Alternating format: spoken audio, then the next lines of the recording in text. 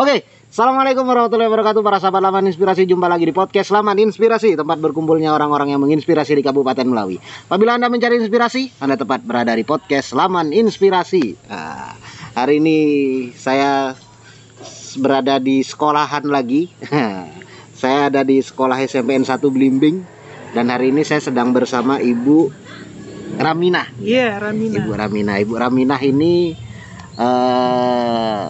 waka kurikulum ya? Iya, waka kurikulum.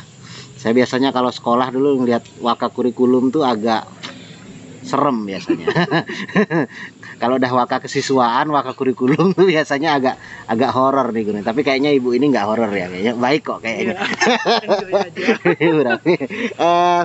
Saya sama Bu Raminah kali ini akan membicarakan tentang sekolah di masa pandemi. Kenapa kami ingin mengangkat tema ini di beberapa sekolah? Jadi kami wawancara seperti ini melakukan di beberapa sekolah yang tergabung di dalam Forum Pembangunan Berkelanjutan Kabupaten Melawi. Nah, sekolah ini juga termasuk dalam sekolah situ, dan kami melihat fenomena sekolah di masa online ini kayaknya kok patut untuk didokumentasikan gitulah. Nah, kita akan ngomong tentang itu dari sudut pandang SMP 1 Blimbing. Seperti apa sih sekolah online-nya dan kendala-kendalanya atau malah ada kelebihan dari sekolah online itu. Kita akan ngobrol banyak nih sama Ibu Raminah. Ibu, pertanyaan pertama saya, ketika awal sekolah online, gimana respon sekolah? Pertama kali sekolah dinyatakan untuk harus online gitu ya Pak ya. Respon sekolah tentunya kita harus mengikuti Pak ya, mengikuti prosedur tentunya dari awal kan dengan adanya SKB 4 Menteri tadi ya Pak ya. Dengan masa pandemi ini kita ngikuti, terus lagi ada edaran Bupati, turun lagi ke edaran Dinas Pendidikan, tentu kan dengan aturan-aturannya tadi itu Pak. Nah, untuk respon sekolah dengan masa pandemi, terutama kita akan mengikuti kurikulum masa pandemi Pak. Kurikulum masa pandemi, terus mengikuti dengan prosedurnya seperti menggunakan sekolah pakai sesi tadi itu, menerapkan protokol kesehatan, terus mengharuskan siswa-siswi ini yang punya kendala itu kan di handphone Pak. Handphone, darah hubungnya tadi itu, itu kendala yang kami hadapi di situ. Walaupun sebagian besar mereka punya. Kan seperti itu Pak. Nah, jadi dengan adanya ini tetap mengikuti SKB 4 Menteri, edaran Bupati, edaran Dinas Pendidikan, kita ikuti semua prosedurnya Pak. Intinya sekolah ini kooperatif ya, mengikuti aturan-aturan yang ada gitu. Nah, ketika awal pandemi dulu gimana Bu? Ketika kita masih normal-normal aja nih, terus tiba-tiba sekolah diliburkan, sekolah online di sini kan sebelum kasusnya besar di sini kan, kasus kita masih setengah percaya dan setengah enggak lah sama COVID ketika awal-awal itu. Itu gimana Bu sekolahan? Awal-awal banyak cerita Pak. Nah, itu gimana ini? Cerita nih yang saya tunggu-tunggu. Dari proses pembelajaran semua. Yang pertama kita shock lah ya Pak ya. Sekolah pembelajaran masa pandemi. Kalau dari sisi gurunya siap memberikan pembelajaran lewat jarak jauh tadi itu melalui online. Cuman yang kendala yang di lapangan itu di siswa Pak. Jadi di siswa ini ketika kita kejar lebih dekat, ternyata mereka problemnya karena orang tua yang memang tidak bisa terlalu sering memberikan kuota internet, itu yang pertama. Yang kedua, memang ada orang tua yang tidak punya HP Pak. Ada orang tua yang punya hanya HP sekedar HP center. Yang ketiga, ini Pak, jangkauan sinyal ada, cuman internetnya yang terkadang hanya 3G gitu kan, dia tidak bisa untuk membaca WA saja, kadang masuknya jam 9, kadang kita ngirim jam 9 masuk ke mereka jam 11. Nah, itu kendala yang dihadapi. Terus berikutnya siswa yang memang ini Pak ketika diadakan sekolah daring, banyak yang memang pulang kampung alasannya begitu kan. Jadi guru harus ngejar nih. Ada yang guru yang memang sampai luring gitu loh Pak. Guru yang mendatangi siswa. Oh, Iya. ada yang sampai seperti Iya, itu. jadi guru yang mendatangi siswa ketika memang dia tidak ada jaringan, tidak ada HP, jadi guru membawakan tugas. Tugas dari misalnya kita ada 10 mapel ya Pak ya. Jadi dipinta nih di setiap ini wali kelasnya datang. Nah, ini disampaikan kepada siswanya, dikerjakan, misalnya dikasih waktu selama 2 minggu begitu Pak. Jadi kita jemput bola. Jadi ada luring, ada daring. Luring artinya kami yang datang ke rumah siswa. Nah, itu Pak. Jadi ada beberapa siswa yang memang ketika kami panggil pada saat tatap muka terbatas kan kita misalnya ini tergantung zona kan Pak. Misalnya zona kuning kita tatap muka terbatas lagi begitu. Nah, ketika tatap muka terbatas kami panggil siswanya kendalanya apa ketika tidak bisa daring. Ya itu tadi Pak. Sinyal, kuota orang tua yang memang tidak bisa berikan kuota. Jadi kami rapatkan dengan guru yaitu jalan utamanya kami jemput bola ke rumah siswa. Ke rumah siswa. Iya.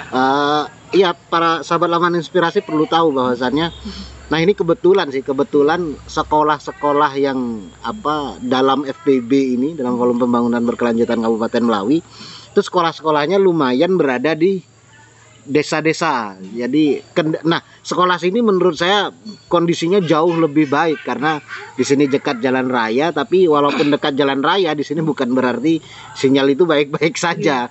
Nah, apalagi kita masuk sedikit ke dalam aja udah sinyalnya udah ngap-ngap kalau untuk di sini ya, Bu. Nah, kalau misalnya tadi ada yang sampai jemput bola, datang ke rumah siswa. Itu setiap siswa didatangi atau berkelompok nih dititipkan ke siswa ini, nanti yang lain boleh ngambil ke sini atau gimana sistemnya tuh? Sistemnya gini Pak, kami data dulu siswa yang memang bermasalah sama sekali tidak bisa mengerjakan pembelajaran pada saat daring. Jadi kan setiap kelas ini tetap wali kelas kan berkomunikasi nih dengan siswanya. Apa kendala dia? Tentu kan dapat informasi. Jadi setiap kelas kami rangkum ini berapa orang yang bermasalah, terus kami kumpul, kami rapat dengan dewan guru. Nanti ada guru BK, wali kelas ini berembuk. Kan setiap guru nih dia sudah punya tugas masing-masing guru nih. Ada yang guru tugas online-nya ada, tugas dalam bentuk perinan Pak ada, dalam modul ada. Nah, kita tampilkan kelas 7A. Siapa yang memang anaknya memang tidak bisa sama sekali, artinya dia tidak punya HP, tidak bisa ini.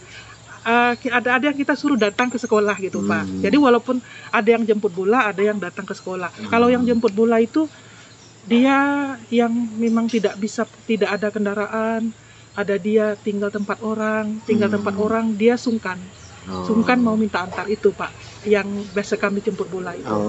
Nah itu kan ada semester kemarin itu ada 4 anak. Ada yang sudah kerja Pak. Nah itu, jadi dia tempat orang. Ngapa kamu tidak datang ke sekolah? Kami kan fleksibel nih. Anak-anak bagi yang memang keberatan kendalanya di kuota atau HP, silakan datang ke sekolah, ambil tugas sekaligus untuk 2 minggu, bisa 1 minggu begitu. Ada yang tidak datang tuh Pak, ngerjakan daring juga tidak, datang ke sekolah juga tidak. Itu. Jadi kita cross check itu kenapa kamu tidak datang ke sekolah? Saya tidak enak Bu, saya tinggal tempat orang. Nah itu, saya tidak enak untuk minta antar, tidak enak. Nah itu Pak, jadi kita datangin, kita antarkan tugas seperti itu. Dan itu pun juga tidak banyak, jadi paling ada hanya 4-5 orang. Jadi berbagi ini kerja tim. Biasanya yang mendatangi ke rumah itu wali kelas dengan guru bimbingan konseling Pak. Nah itu BK, jadi sekaligus dibimbing di situ. Ada yang memang ketika mereka kerja, nah bimbingan konseling inilah mengarahkan ketika kenapa kamu harus kerja, kenapa tidak meninggalkan tugas dari sekolah tidak dikerjakan tapi memilih kerja, ada yang seperti itu Pak. Dan kalau misalnya ada kasus seperti itu, pihak sekolah mengirim wali kelas dan guru bimbingan BK. Konseling, iya. Guru BK ini hanya tugasnya mendengarkan mereka atau juga ngasih arahan juga ya, ngasih arahan atau juga sampai mengontrol psikologi mereka gitu. Sampai ke arah situ. Sampai ke situ. Intinya kan siswa bekerja ini kan ada sebab biasanya. Nah, guru BK inilah kadang mencari seluk-beluk kenapa kamu kerja, gimana posisi orang tua, apa kendala orang tua sehingga ini gitu. Ada yang mereka bekerja saya iseng mengisi waktu, ada yang memang betul-betul bekerja untuk mendapatkan hasil tadi ada Pak. Seperti itu ada. Tapi alhamdulillah artinya ketika gencarnya sekolah melalui wali kelas dengan guru BK dengan guru bidang studi yang mau bekerja sama tadi, ya mereka walaupun tersendat-sendat tetap jalan Pak, sekolah daringnya tetap jalan. Walaupun misalnya apa yang kita inginkan tidak 100%, 50%, 7% jalan, mereka tetap mengantarkan tugas walaupun dengan kata maaf Bu, saya yang kemarin tidak, tapi tetap mereka ada gitu dengan sistem yang sudah kami laksanakan tadi. Itu kendala yang satu hal yang bisa saya tangkap menarik di sini dari sekolah ini adalah ketika siswa tidak mampu menjangkau dengan HP-nya, nggak bisa datang ke sekolah, yang dikirim adalah guru BK-nya itu. Nah itu menurut saya terobosan yang sangat luar biasa, dan siswa di sini psikologinya juga diperhatikan. Ya memang kalau misalnya di masa seperti itu rentannya kan ketika masa pandemi seperti ini, ketika sekolah daring kita hampir 2 tahun ya sekolah online terus, kemungkinannya 2, siswa ini nanti akan berhenti dari sekolah atau dia lanjut lagi dengan ya sekedar lanjut, atau bisa aja kalau misalnya dia nikah gitu. Ada kemungkinan seperti itu. Itu yang menarik dari saya adalah mendatangkan konseling ke siswanya itu. Nah, kalau misalnya dari sistem sekolah seperti ini kan sekolah Bu ya. Kalau misalnya kita ngomong sekolah kan pasti akan ngomong nilai, akan ngomong rapot nanti dan ngomong kenaikan kelas juga. Itu kan kita sempat nih 1 tahun 1 angkatan yang benar-benar online sampai naik kelas kan ada Bu ya. Nah, itu gimana Bu? Sistem penilaiannya, sistem untuk indikator siswa ini naik, siswa ini nggak naik gitu. Gimana? Sistem penilaian itu sudah ada arahan dari pusat ya Pak, dari kementerian itu sudah ada.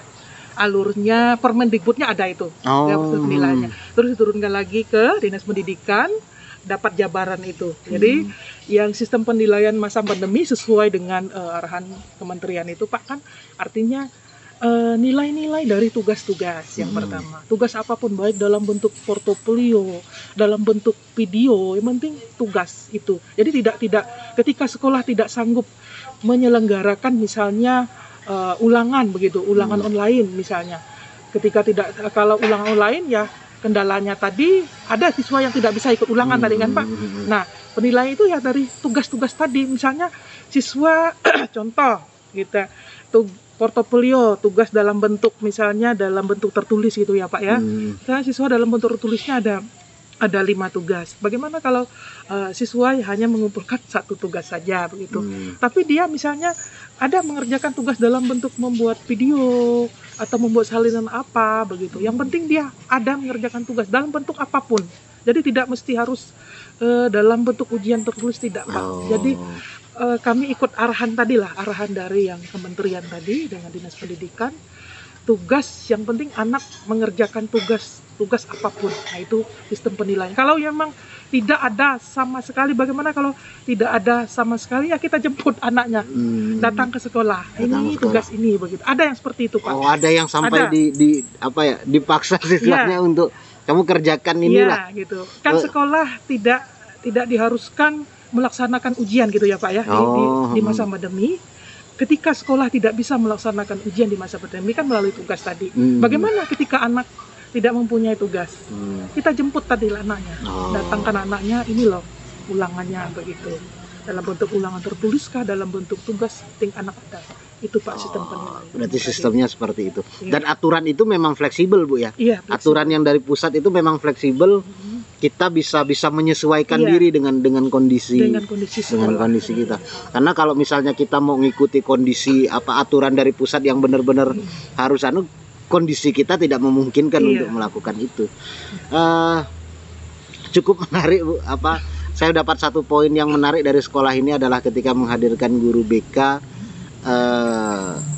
untuk siswa-siswanya yang memiliki permasalahan sampai nggak bisa datang ke sekolah. Oh ya, mungkin pertanyaan terakhir Bu, dari masa pandemi ini ada nggak siswa yang sampai nggak naik kelas gitu? Siswa yang tidak naik kelas, alhamdulillah tidak Pak. Alhamdulillah nggak ada. Ya karena kita memang menerapkan sistem jemput bola tadi, bagaimana caranya supaya siswa itu sekolah. Jadi kalau kan sistem penilaian naik kelas itu kan dia mengikuti seluruh proses pembelajaran. Nah itu. Jadi ketika kita rapat kenaikan kelas itu kan ada rambu-rambu ya Pak ya. Siswa dinyatakan naik kelas, yang pertama kan mengikuti seluruh proses pembelajaran itu 1 tahun. Yang kedua ada nilainya cukup dari semua mapel tadi begitu. Nah, ketika yang pertama, ketika dia sudah menyelesaikan seluruh proses pembelajaran dengan berbagai cara dibantu gurunya tadi kan, dijemput di segala itu sudah poin pertama. Yang kedua, ketika dari guru semua bidang studi dinyatakan ketika dia sudah membuat tugas, dia sudah bisa disuruh buat video juga sudah, semuanya ya sudah. Itu sudah dinyatakan naik kelas itu. Bisa dikatakan bahwasannya di sekolah kita di sini guru yang benar-benar mengharapkan siswa itu sekolah dan menyelesaikan tugas-tugasnya Bu ya. Karena kalau kita mengharap di daerah kita kalau benar-benar mengharapkan siswanya yang untuk maju dan kondisinya sangat tidak memungkinkan ya. Nah itu hal-hal yang sangat miris sebenarnya. Cuman harus kita sampaikan karena agar siapa tahu lah video kita nanti ditonton orang pengampu keputusan di pusat sana, biar aturan-aturan yang sampai ke daerah itu logis untuk kita jalankan. Karena banyak hal lah. Saya pertama yang saya soroti aturan yang tidak masuk akal ketika UAN harus online itu loh. Ketika ujian akhir nasional dulu kan ada tuh SMA pakai jawab online komputer itu kan sangat tidak memungkinkan kalau misalnya dipraktekkan di daerah kita. Sinyal aja sulit disuruh mengerjakan hal seperti itu. Nah, mungkin gitu aja Bu perbincangan kita. Terima kasih atas bincang-bincang menariknya, sangat menginspirasi sekolah ini. Mendatangkan guru BK ke siswanya itu menurut saya jarang ada sekolah yang memiliki psikologi siswa, itu jarang, dan sekolah ini telah melakukan itu, dan menurut saya itu poin yang sangat luar biasa dan patut dicontoh oleh sekolah-sekolah lain. Terima kasih sekali lagi Bu Pak, udah mau ngobrol sama saya, dan terima kasih juga buat para sahabat Laman Inspirasi sudah menonton video ini sampai selesai. Jangan lupa dukung kami dengan like, share, dan subscribe, dan jangan lupa komentar sebanyak-banyak. Terima kasih. Assalamualaikum warahmatullahi wabarakatuh dan salam Laman Inspirasi. Terima kasih Ibu. Oh, foto dulu.